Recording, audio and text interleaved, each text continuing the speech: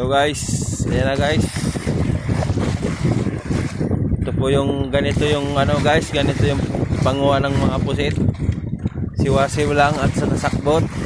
Kiwar-kiwar lang. Damdama at karganan.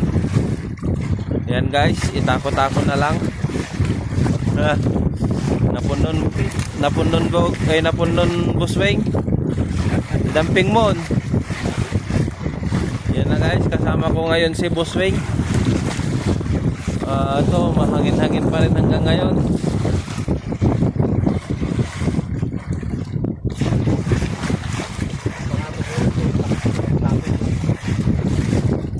Ha?